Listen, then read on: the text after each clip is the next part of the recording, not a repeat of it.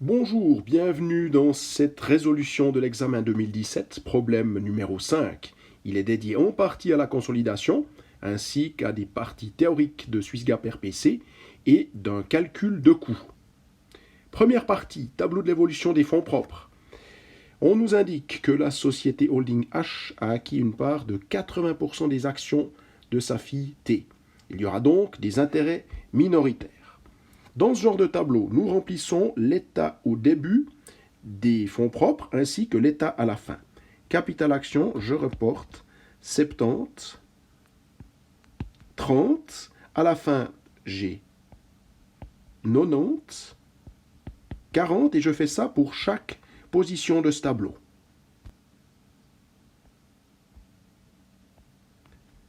Nous avons maintenant rempli l'état au début et l'état à la fin des fonds propres.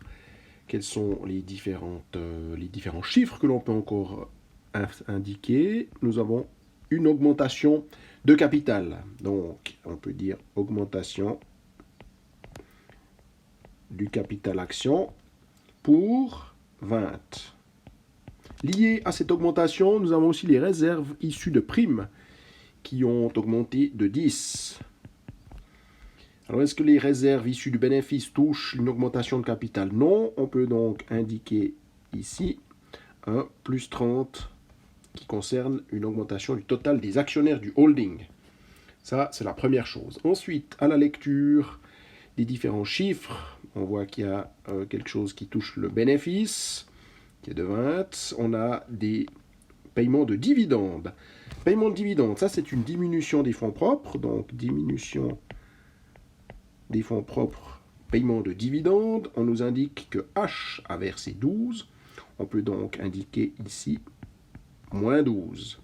Pas d'autres éléments à ce niveau-là. Donc, dans le sous-total, dans le total des actionnaires, on peut indiquer moins 12. Qu'est-ce qu'il y a encore de disponible? On a le 5 de T. Le paiement de dividendes, donc il y a 80% qui appartient à la holding, donc ça fait 80%, ça fait 4, et 1 qui concerne les minoritaires. Là, il faut indiquer le paiement aux minoritaires. Le paiement de dividende de la filiale à la holding a lui été annulé par les écritures internes. Donc on a annulé le produit que la société H avait fait suite à ce versement de dividende. Donc on ne tient compte uniquement que du paiement du dividende de T à ses minoritaires. Donc, moins 1. À ce niveau-là, il reste encore une ligne à remplir. Elle concerne le bénéfice qui est venu augmenter les fonds propres. Alors, quel est ce chiffre? Là, c'est où on rentre un peu dans une résolution sudoku, c'est-à-dire qu'il faut renseigner les éléments en fonction de calcul.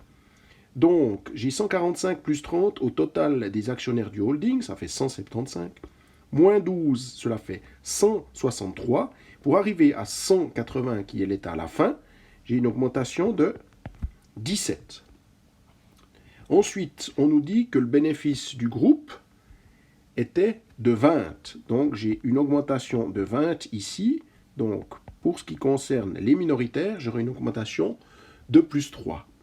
Maintenant, concernant les minoritaires, 25 moins 1 plus 3, cela fait 27. Pour arriver à 30, je peux, par calcul, dire que l'augmentation de capital que les minoritaires auraient faite s'élève à plus 3. J'ai donc un plus 33 ici. Et maintenant, on a bien le montant ici de moins 13 qui concerne le paiement des dividendes qui s'obtient aussi par calcul. Et on a bien 170 plus 33 moins 13, ça fait 190 plus 20, et j'ai bien 210 l'état à la fin.